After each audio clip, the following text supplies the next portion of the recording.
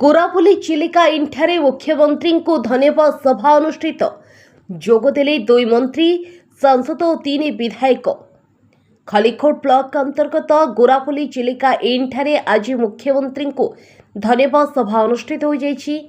आज दिन 12टा समय बीजेपी घुमुसुर जिला सभापति विजय कुमार स्वाईं अध्यक्षतार अनुष्ठित यह सभारे मुख्य अतिथि भाव राज्य खाद्य जोगाण विभाग मंत्री कृष्णचंद्र पात्र, सम्मानित अतिथि भाव शिल्प और परिवहन मंत्री विभूति भूषण जेना, आस्का सांसद अनिता सुभदर्शिनी पट्टनायक, सोरडा विधायक नीलमणि विषयी, कविसूर्यनगर विधायक प्रताप चंद्र नायक, खलिकोट विधायक पूर्णचंद्र सेठी, बीजेपी राज्य कृषक मोर्चा सभापति महेश साहू, हिंजोली विधायक प्रार्थी शिशिर मिश्र, सानखेमुंडे विधायक प्रार्थी उत्तम पाणिग्राही प्रमुख जोग देइथिले। प्रथमे अतिथि मानक पुष्पगुच्छ और उपढौकन दे स्वागत कराଯାଇଥିଲା।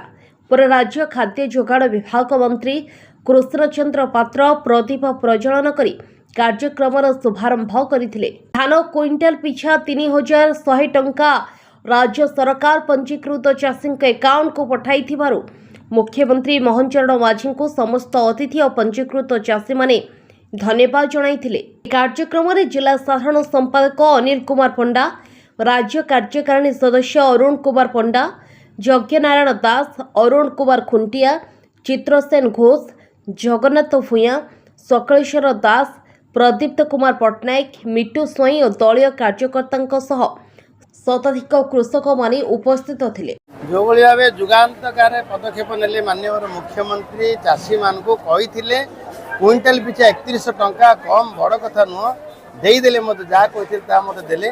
चलित वर्ष गंजाम जिला विशेष करशा तो 99% धान प्रक्रियमेंट होती बड़ खुशी कथा। चाषी महल मत खुशी, चाषी स्थाने स्थाने अपेक्षा रही धन्यवाद देवाई मोहन चरण माझी को। से परिप्रेक्षी आज गंजाम जिले खलिकोट ठारे धन्यवाद सभा अनुष्ठित होता।